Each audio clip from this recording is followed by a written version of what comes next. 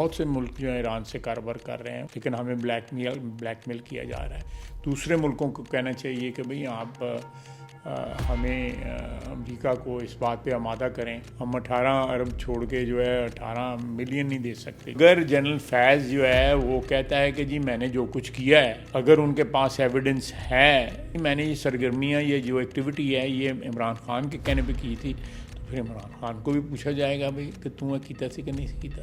Independent Urdu سے میں ہوں مونا خان، اس وقت ہم موجود ہیں پارلیمنٹ میں، ہمارے ساتھ موجود ہیں وزیر دفاع خواجہ آصف صاحب۔ ملکی سیاست میں کیا چل رہا ہے، اس کے علاوہ پاکستان کے جو معاملات ہیں دوسرے ممالک کے ساتھ، ان پہ بات کریں گے خواجہ صاحب سے۔ خواجہ صاحب پہلے تو ہم بات کریں گے پاکستان اور ایران کی۔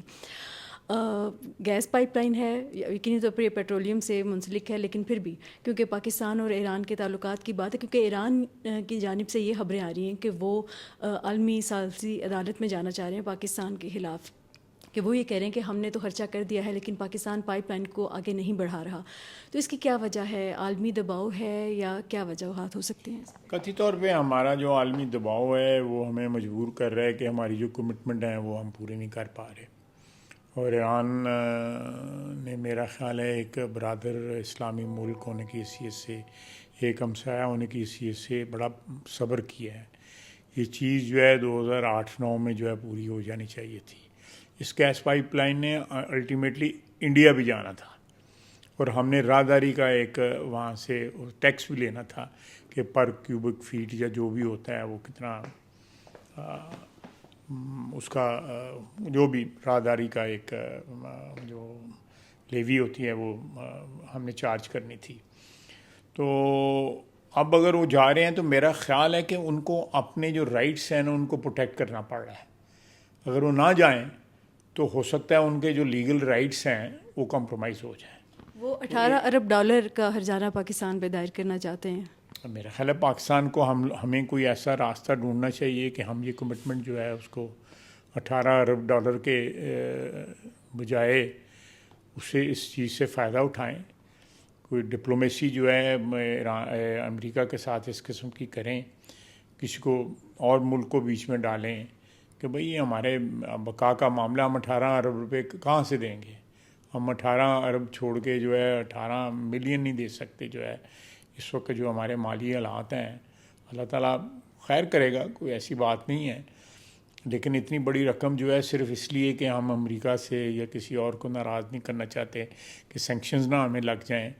لیکن آپ دیکھیں ہندوستان جو ہے ایران سے کاروبار کر رہا ہے، اور بہت سے ملک جو ہے ایران سے کاروبار کر رہے ہیں، ان پہ کوئی سینکشن نہیں لگی، لیکن ہمیں بلیک میل کیا جا رہا ہے۔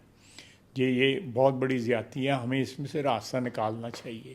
دوسرے ملکوں کو کہنا چاہیے کہ بھئی آپ ہمیں امریکہ کو اس بات پہ آمادہ کریں کہ وہ ہمیں ایران سے جو ہے، آپ دیکھیں روس کا تیل لے کے ہندوستان جو ہے روس سے تیل لیتا ہے اور پھر کھلی مارکیٹ میں بیچتا ہے، اس پہ پروفٹ کماتا ہے۔ یہ نہیں کہ اپنی کنزمپشن کے لیے لے رہا ہے، وہ کاروبار کر رہے ہیں، لیکن ان کو کوئی نہیں منع کر رہا۔ اگلے مہینے، اسی مہینے UNGA کا سیشن بھی ہے، وزیر اعظم امریکہ بھی جائیں گے، تو کیا کوئی بائیلیٹرل متوقع ہے کہ وہاں پہ یہ سارے جو معاملات ہیں ان پہ بات ہو سکے؟ ان معاملات پہ ضرور بات ہونی چاہیے۔ یہ جو ہے میرا خیال ہے کہ وزیر اعظم صاحب اور وزیر خارجہ اور نائب وزیر اعظم جو ہیں وہ اس کے اوپر ضرور لوگوں سے بات کریں گے کہ ہمیں عدالت میں وہ لے گئے ہیں اور ہمیں یہ نقصان کا اندیشہ ہے، اور اس اندیشے کو اگر ہم نے رفع دفع کرنا ہے تو ہمیں اجازت دیں کہ ہم اپنے یہ کنٹریکچوئل لائبلٹی جو ہے اس کو پرفارم کریں۔ سیاسی ذرا بات کر لیتے ہیں۔ سپریم کورٹ نے فیصلہ دیا نیب کی ترامیم کا، اور حکومت کی جو اپیلیں منظور ہوئی ہیں اور نیب ترامیم بحال ہوئی ہیں، تو اس حوالے سے جو پہلی درخواست دائر ہوئی ہے وہ سابق وزیر اعظم عمران خان کی، تو آپ کیا سمجھتے ہیں کہ آپ اس چیز کو کیسے دیکھتے ہیں کہ مطلب وہ خود مین پٹیشنر تھے کہ یہ ان ترامیم کے خلاف، لیکن ابھی انہوں نے درخواست دائر کی ہے کہ ریلیف جہاں سے مال ملنے کی امید ہو عمران خان وہاں پہ آپ جتنی مرضی اصول وہ بیچ دے گا، اپنے اصول سارے۔ پہلے کہتا ہے کہ یہ نجائز ہے یہ لیجسلیشن، آپ دیکھیں کہ یہ ایکچولی ایک آرڈیننس کا حصہ تھا جو عمران خان کے وقت میں پرمولگیٹ ہوا تھا۔ ہم نے اسی آرڈیننس کو جو ہے ایکٹ کے صورت میں بدل دیا، پارلیمنٹ سے پاس کروایا، اس کے اوپر اس نے اپنے ہی آرڈیننس کو جو ایکٹ میں تبدیل ہو چکا تھا، اس نے اس کے خلاف ریٹ کر دی، پٹیشن کر دی، اس کو فیصلہ حق میں مل گیا۔ ہم نے اس کے خلاف اپیل کی, ہمارے حق میں فیصلہ ہو گیا. اب اسی کے جس کے خلاف اس نے پٹیشن کی تھی اسی فیصلے کا جو فائدہ ہے وہ پہلا فائدہ اٹھانے والا یہ بے شرم آدمی ہے جس کو نہ کوئی حیا ہے نہ کوئی شرم ہے. ججز کی جو توسیع ہے ان کی مدت ملازمت میں یا ان کی عمر کے حوالے سے جو ان کو تو ابھی پارلیمنٹ کرنے جا رہا ہے تو اس پہ کیا کہیں گے؟ مجھے اس پہ کنفرمیشن نہیں ہے کوئی کہ لیجسلیشن جو ہے کب آ رہی ہے, اس میں کہ اس کے کانٹینٹس کیا ہیں, اس لیجسلیشن کا کیا ہوگا. لیکن میں ایز اے پولیٹیکل ورکر اور پارلیمنٹ کے ممبر کی حیثیت سے میں ایک کمنٹ ضرور کروں گا کہ ہمارے ملک میں 26-27 لاکھ پینڈنگ کیسز ہیں. اس میں بہت سے سپریم کورٹ پہ بھی ہیں لیکن باقی چھوٹی عدالتوں سے کم ہیں. بہت جو ہیں وہ اکٹھے ہوئے ہیں ہائی کورٹس میں اکٹھے ہوئے ہیں. اسی طرح نچلی عدالتوں میں بھی. ہمیں اپنی عدلیہ کے جو ہے نا, میرا اپنا خیال ہے, اگر مجھے غلط نہیں میں کہہ رہا تو امریکہ میں یہ 3-4 لیئر 4-5 لیئرز ہیں جوڈیشری کی. آپ نیچے سے شروع ہوتے ہیں, ڈسٹرکٹ جج سے شروع ہو کے پھر سپریم کورٹ. وہاں پہ ریاستوں کے اپنے بھی سپریم کورٹ ہیں. سپریم کورٹ جو ہے نیو یارک کا بھی ہے, سپریم کورٹ جو ہے وہاں پہ فیڈریشن کا بھی ہے. تو اس قسم کا سٹرکچر جو ہے کسی بھی ڈیولپڈ ملک میں جہاں پہ جمہوریت ہے, جہاں پہ عدلیہ کا ایک نظام ہے, اس کو ریپلیکیٹ کر کے مستعار لے کے ان سے جو ہے باتیں یا ان کے سسٹم میں جو اچھی باتیں ہیں اپنے سسٹم میں اگر ہم امپروو کر سکتے ہیں, تعداد ایک بڑھائیں. اور دوسرا جو ہے جو آپ نے فرمایا کہ جی وہ مدت ملازمت جو ہے اس کی بھی 65 سے 68 کریں, یہی میں نے سنا ہے. تو وہ بھی ایک اچھی بات ہے. میرا ہے حواس جو ہے 68 میں تک تو ٹھیک ہی رہتے ہیں بندے کے. میری عمر میں ہو سکتا ہے حواس خراب ہو جائے, میں صرف ادھر ادھر گلا کرتا رہنے گا.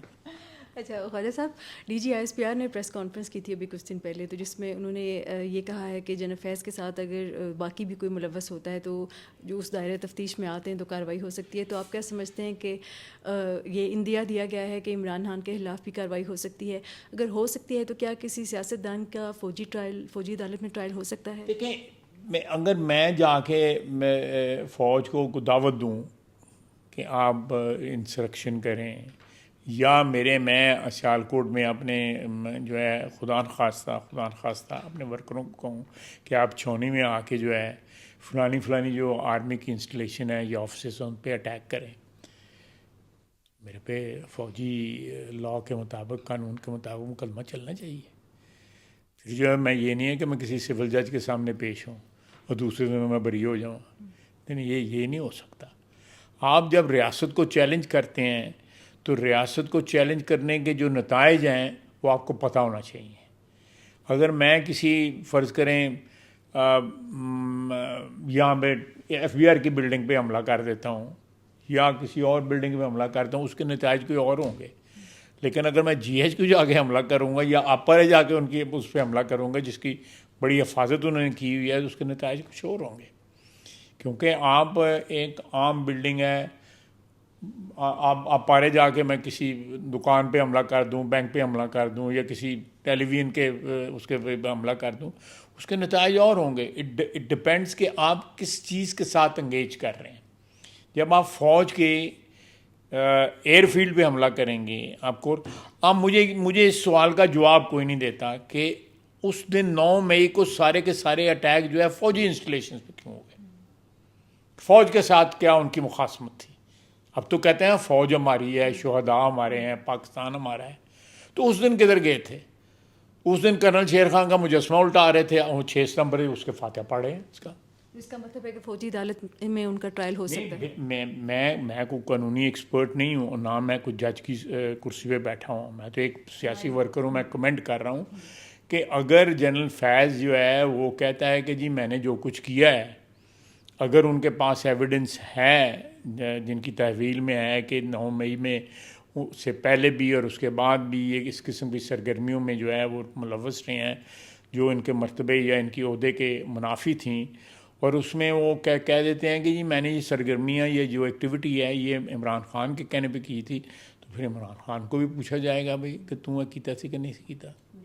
لاسٹ سوال، نواز شریف صاحب کی اپیرنس کہیں پہ بھی نظر نہیں آ رہی، تو کیا ہم یہ کہہ سکتے ہیں کہ وہ آہستہ آہستہ سیاست سے ریٹائر ہو رہے ہیں؟ نہیں بالکل نہیں ریٹائر ہو رہے ہیں. میں ابھی ان کا مجھے میسج آیا تھا, میں میسج پڑھ رہا تھا ان کو, میں تقریباً دن میں 2-3 دفعہ جو ہے ان کے ساتھ رابطہ ہوتا ہے. بالکل بڑا بغور جو ہے پاکستان کی صورتحال کا وہ جائزہ لے رہے ہیں, اور اس کے اوپر کمنٹ بھی کرتے ہیں, اس پہ مشورہ بھی دیتے ہیں. مریم اپنی بیٹی کو بھی دیتے ہیں, میاں شہباز شریف کو دیتے ہیں, ہم جیسے ورکر جو ہیں ان کے ہم جب ملنے جاتے ہیں ہمیں بھی دیتے ہیں. لیکن میں آپ سے ایگری کرتا ہوں کہ ان کی ویزیبلٹی زیادہ ہونی چاہیے, ان کو ایکٹیویٹی زیادہ کرنی چاہیے. قوم اور ملک کو ضرورت ہے, اور اس کے بعد پارٹی کو بھی ان کی ضرورت ہے. ایک اور چھوٹا سوال کہ اب پی ٹی آئی کے ساتھ کوئی مذاکرات, وہ جو انہوں نے اچکزئی صاحب کو نومینیٹ کیا ہوا تو وہ کہاں پہ چل رہا ہے؟ 15 دن گزر لینے دیں, آج ایک دن گزر علی امین گنڈاپور نے جو 15 دن دیے, 15 دن کے بعد میں آپ سے بات کروں گا. 15 دن گزر لینے دیں. ٹھیک ہے خواجہ صاحب, بہت شکریہ. ملکی سیاست کے حوالے سے گفتگو ہوئی ہے, اور اس کے علاوہ Pakistan Iran gas pipeline کے حوالے سے بھی بات چیت ہوئی ہے کہ عالمی دباؤ ہے جس وجہ سے یہ معاملات ابھی تک رکے ہوئے ہیں.